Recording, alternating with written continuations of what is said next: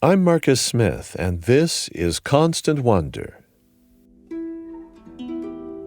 This month of December on Constant Wonder, we've been on a journey called Advent. Our podcast's Advent calendar has been a series of daily episodes beginning on the 1st and leading all the way forward to the 25th. We've been welcoming special guests who have been sharing with us the wonder and the awe that are central to the spirit of this season. It's our way of spreading not only good cheer, but also peace, goodwill, and, of course, awe before all creation.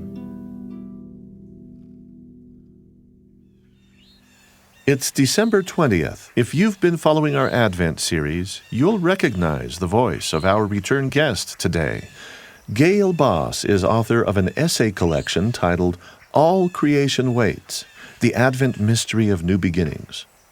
With Christmas now but a few days away, and because Advent is a word that signifies a coming, we've invited her to converse with us about the coming of sacred awe and wonder into our lives, wherever and whenever it happens. I think all awe, if it's truly awe, is sacred. There isn't any other kind. And awe happens when the boundaries around ourselves dissolve.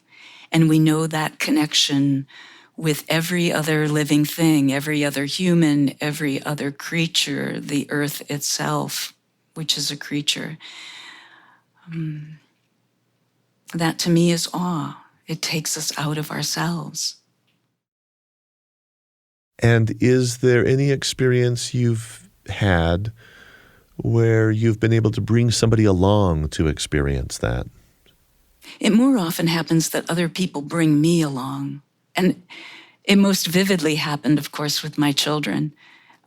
My children would find something or call me over to see something, and it was like being sucked into a vortex. We were just enwrapped in this experience of amazingness.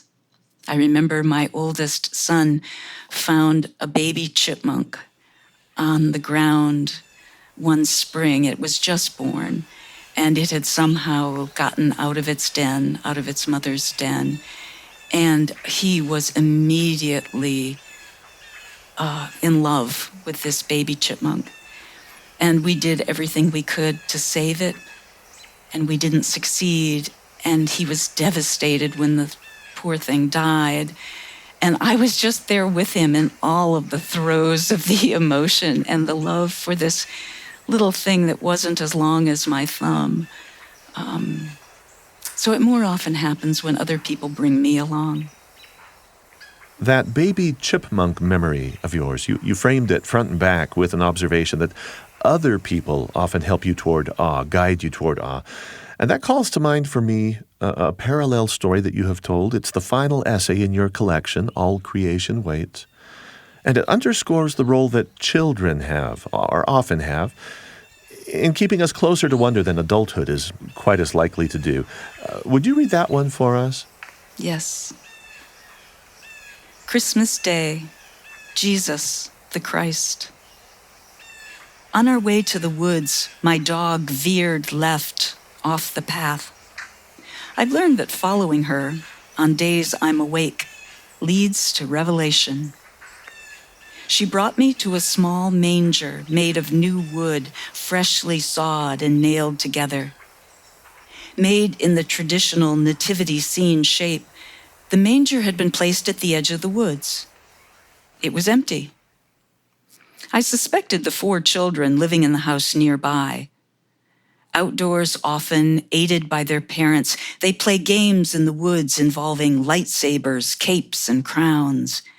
They are still seers. The manger appeared a week into Advent. Brittle brown leaves from the oak above blew into and out of it. Then one day, the manger was not empty. It was filled to the brim with hay. 2 days later, the hay had been dumped onto the ground and the manger moved a few feet away. It was now full of shelled corn. A single fox squirrel sat up in the manger, leisurely eating kernel after kernel. I found the children pulling each other through the snow on sleds. "Tell me about the manger," I said. The oldest, a boy, said, "It's for the deer. We like to watch them. Next, we're going to put a hunk of salt." "It's for all the animals," interrupted the smallest, a girl, who had her head tipped back, mouth open to taste the falling flakes. In the fullness of time, the Christmas story says, a girl gave birth, ringed by animals. She laid the baby in one of their feeding troughs, where animal bodies would warm the air around his fresh-born human body. Mother and child fell asleep and woke to their chuffs and shuffling hooves, their calls and the shuddering of their hides. Later, sheep herders smelling of dirt, damp wool, and milk crowded into the stable. Out in the wild night fields, these animal men, sitting in the dark, were the first to get the word. A baby had been born, they were told, who would show people a way out of their small, pinched lives, a way to abandon themselves to the ever-present, unstoppable current of love that carries all things to radiant wholeness. To recognize him, they should look for a child at home among animals. At the edge of the woods, where children put out corn and salt and watch for them and name them and speak to them, the animals wait. Will they one day find the manger empty, the children indoors? So much rushes children into dropping their capes and crowns in the leaf meal. So much clamors and flashes for their attention. As they grow, will they lose the sight that sees light and spirit in other creatures? Or will they, despite the rush and clamor, find irresistible the beauty quietly radiating from everything that is? To the animals, it makes all the difference. Their hope, and the hope of all that breathes, is that the human ones abandon themselves to the one great love. For that, all creation waits.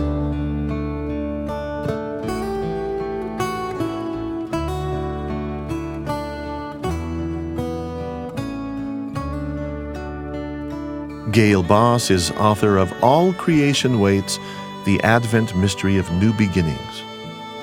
Thanks for joining us for Day 20 of our audio Advent calendar here on Constant Wonder. This episode was produced by Eric Schultzke with help from Lydia McElroy and sound designed by James Call. We've been making every episode of this series available day by day, so if you'd like to go back and catch days you may have missed, you can do that easily from byuradio.org, Apple, Spotify, or wherever you get your podcasts. The final week of Advent brings the shortest, darkest day of the year in the Northern Hemisphere. The coming of light, its birth or return, is an essential aspect of the vigil we keep this time of year.